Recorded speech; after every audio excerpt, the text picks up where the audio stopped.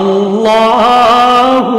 اللہ اللہ۔ تو ساری دنیا اپنے سارے خزانوں سمیت، ساتوں زمین ساتوں آسمان، جو کچھ ہے اس کے درمیان، امریکہ، روس، چین، جاپان، ہندوستان، پاکستان، ان میں بھرے ہوئے سارے الا بلا، یہ سب کا سب مچھر کے پر سے بھی گھٹیا ہے۔ فرمایا لو کانت الدنیا تعدل عند اللہ جناح بعوضہ، اگر یہ ساری دنیا اللہ کے ہاں اس کی قیمت، قدر و قیمت، اس کی حیثیت مچھر کے پر جتنی ہوتی ہے نہیں، اگر ہوتی تو ما سقا کافرا منہا شربہ، اللہ کسی کافر بدبخت کو ایک گھونٹ پانی نہ دیتا۔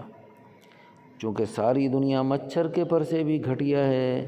اللہ نے اپنے غیروں کو بھی دے رکھی اور اپنوں کو بھی دے رکھی ہے، بلکہ غیروں کو زیادہ دے رکھی ہے امتحان کے طور پر۔ لا تمدن عینیک الی ما متعنا به ازواجا منہم زہرۃ الحیاۃ الدنیا لنفتنہم فیہ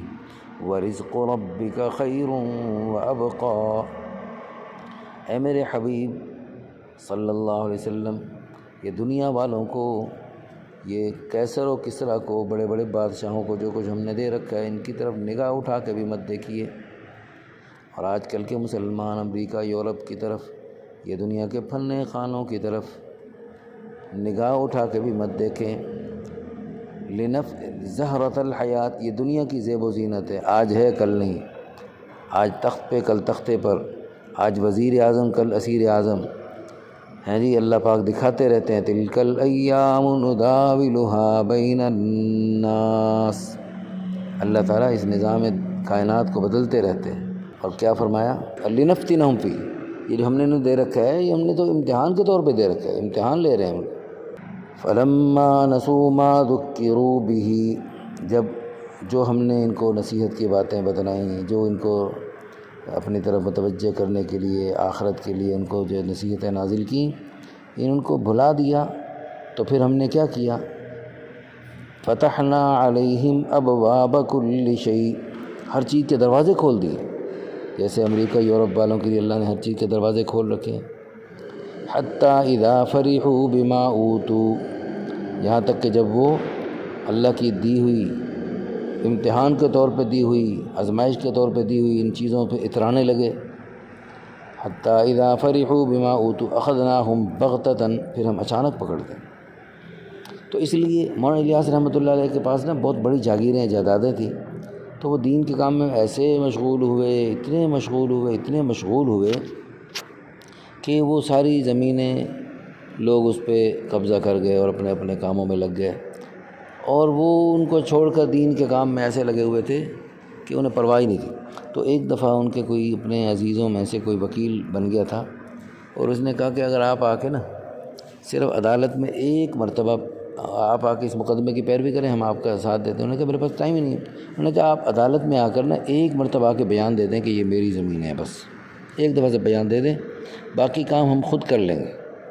انہوں نے کہا بھائی میرے اتنا بھی ٹائم نہیں، میرے پاس اتنا بھی ٹائم نہیں۔ میری مثال چوک پہ کھڑے ہوئے، چوراہے پہ کھڑے ہوئے وہ جو ٹریفک پولیس ہوتی ہے اس کی سی ہے، جو اگر تھوڑی دیر کے لیے بھی اگر وہاں سے ہٹ جائے تو سارا ٹریفک کا نظام درہم برہم ہو جائے اور گاڑیاں آپس میں ٹکرا جائیں اور بڑے بڑے حادثے ہو جائیں۔ اسی طرح میں تو اس وقت پوری دنیا کا، یعنی ایک بہت بڑا ایک انسانیت جہنم کی طرف جا رہی ہے، انسانیت جہنم کی طرف جا رہی ہے، تو میرے پاس جو اتنی بڑی جائیداد ہو، جو کچھ ہو، میں اس کو یہ دنیا کی آگ سے بچانا کتنا اہم ہوتا ہے۔ اور انسان تو چھوڑو، کتے کا بچہ بھی آگ میں جل رہا ہو تو ہم اس کو بچانے کی کوشش کرتے ہیں، کچھ جائے کہ ایک اشرف المخلوقات انسان آگ میں جل رہا ہو، اور یہ دنیا کی آگ تو کچھ بھی نہیں ہے، آخرت کی آگ اس سے کئی گنا زیادہ گرم، اس کی طرف، جہنم کی طرف دوڑتی انسانیت کو جہنم کے راستے سے ہٹانا، جو رسول اللہ صلی اللہ علیہ وآلہ وسلم کی سنت ہے۔ تو آپ صلی اللہ علیہ وسلم نے زندگی بھر جہنم کی طرف دوڑتی انسانیت کو جہنم کے راستے سے ہٹا کر جنت کے راستے پر ڈالنے کے لیے انتھک محنتیں اور ہمارا چینل دعوت اللہ آفیشیل، اس میں الحمدللہ بہت ساری تحریریں اور بہت ساری تقریریں آپ کو ایسی ملیں گی جس میں آپ مردوں کو، آپ کی عورتوں کو بھی انشاءاللہ بہت ساری ایسی باتیں ملیں گی جن کی برکت سے آپ کو ان تمام خیر کی باتوں میں آگے بڑھنے کا موقع ملے گا۔